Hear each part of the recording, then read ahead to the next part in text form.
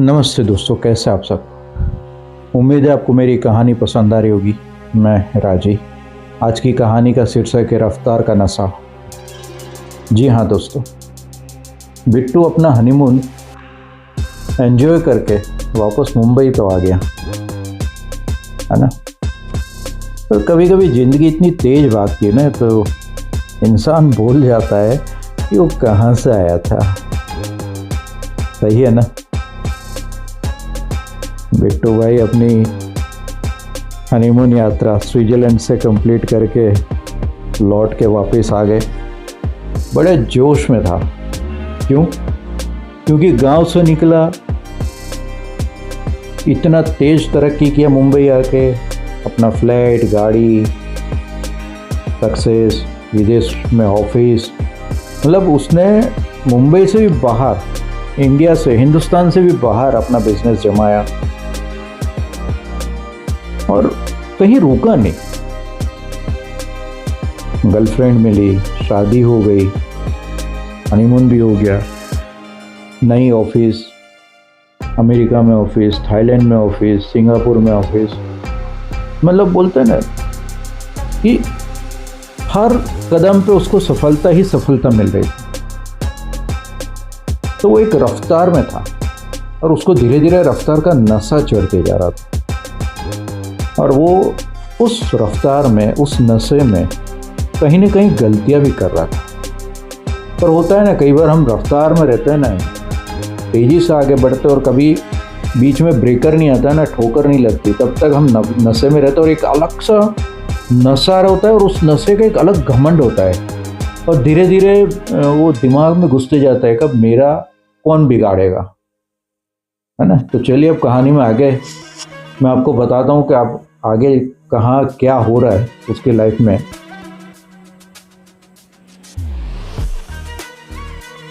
नया ऑफिस, नया घर, नए सपने, उसे ऐसे लगा जैसे अब तो दुनिया मुट्ठी में कर लिया मैंने।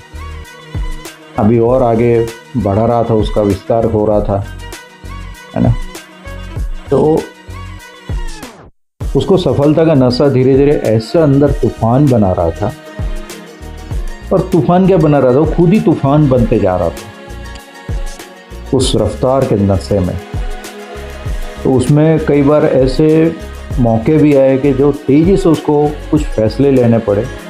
तो बैंक लोन, मार्केट लोन, ये सब, क्योंकि वो अपने नाम को और बड़ा करने की दौड़ में लगा हुआ था और कई जगह से उसने जोखिम लेना शुरू कर दिया था। वो जोखिम वाले रास्ते पे चलना शुरू कर दिया था और उस रास्ते पे आ खड़ा था। अब ये पहली डिलीवरी होने वाली थी उसकी वाइफ की, तो वाइफ को लेके अमेरिका जा रहा था। एयरपोर्ट आया,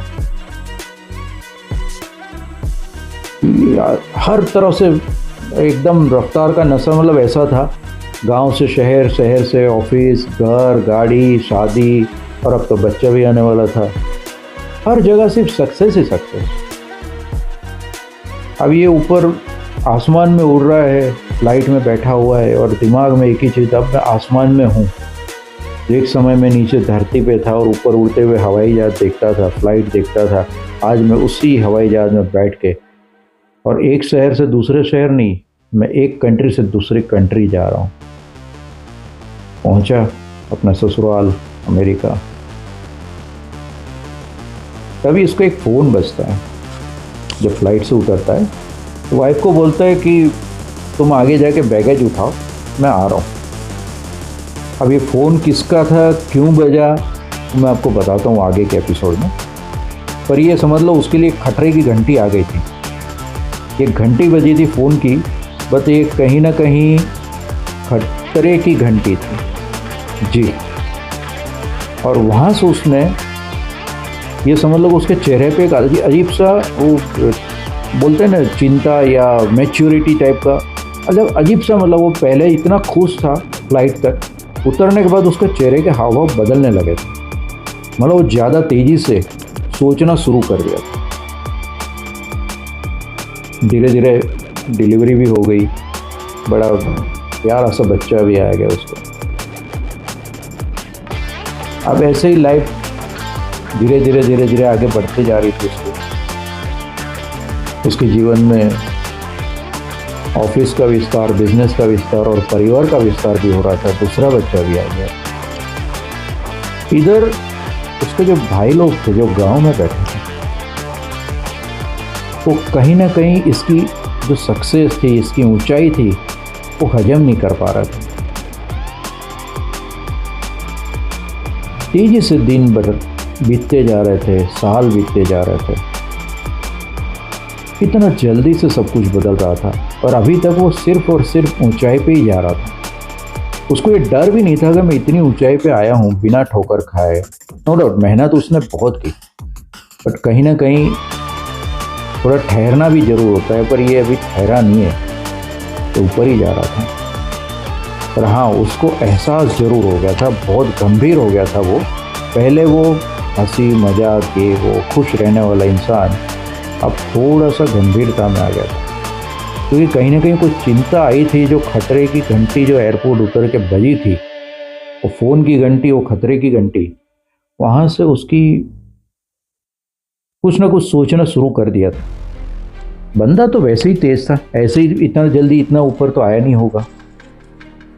दोस्तों, ये कहानी में सीखने मिलता है कि कभी कभी हमें अपने सगे भाई हो या दुश्मन हो या कोई भी हो, कभी किसी को छोटा नहीं आंकना चाहिए, है ना।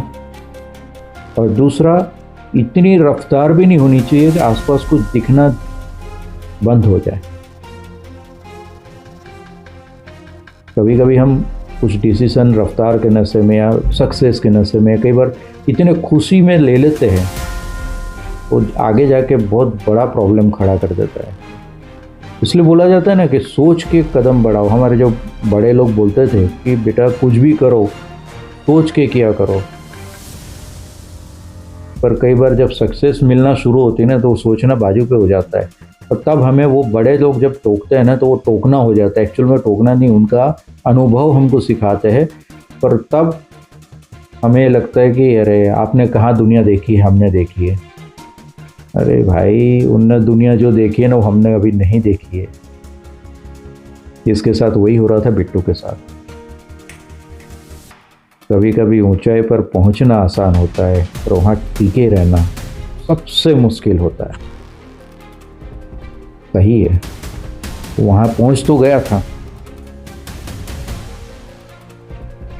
हुआ क्या था कि बिजनेस में, उसी बिजनेस में उसके भाई लोग भी थे।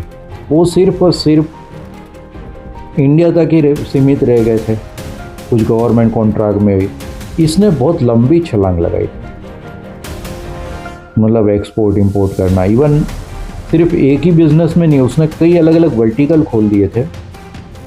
दिमाग बड़ा तेज था इसका, और उसको दिमाग में एक ही चीज़ था कि कहीं एक बिजनेस यदि बंद हुआ या कुछ हुआ तो आगे दूसरा बिजनेस सपोर्ट करेगा।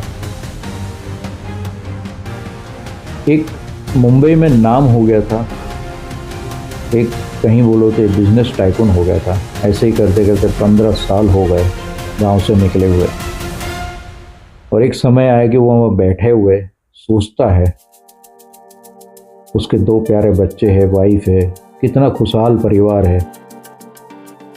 एक समय वो सोचता है कि मुझे रुकना चाहिए। नहीं, तो बोलता और आगे बढ़ो, क्योंकि उसने जो अपना बचपन देखा था वो ये बच्चों में देखना नहीं चाह रहा था।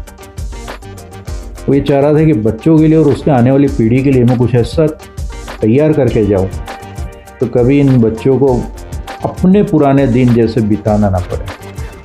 मतलब उसने जो खुद दिन बिताए थे वो दिन बिताना ना पड़े। दूसरा एक नशा था, बिजनेस टाइकून बन गया था।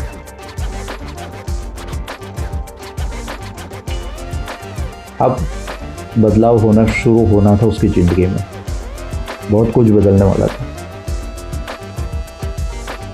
क्या, कैसे, वो आने वाली कहानी में बताता हूँ, आने वाले एपिसोड में कि क्या बदलता है।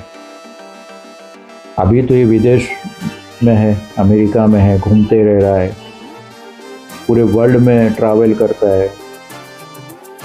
पर कई बार बोलते हैं कि हम आगे तो बढ़ते पर पीछे क्या हो रहा है वो कोई ध्यान नहीं देता है। एक रात वो होटल में बैठ के कहीं बिजनेस ट्रिप पे था, बहुत कुछ गहराई से सोच रहा था, क्योंकि उसके वो 2-3 बार वो खतरे की घंटी बज चुकी थी।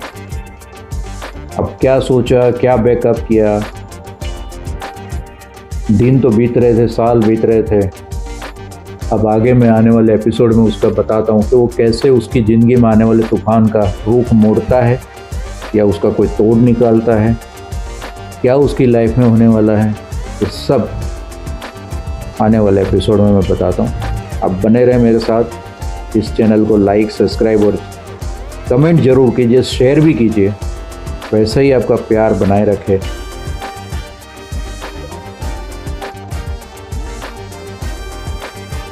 आपका बहुत बहुत धन्यवाद।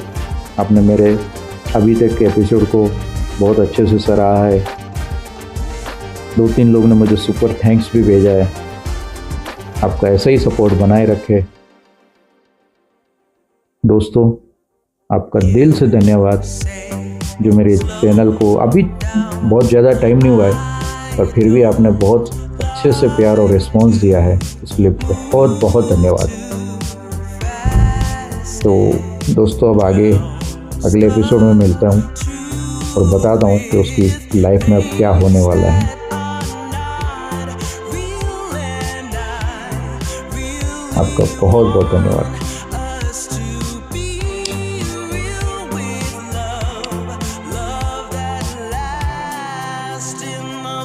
I messed up, gave too much.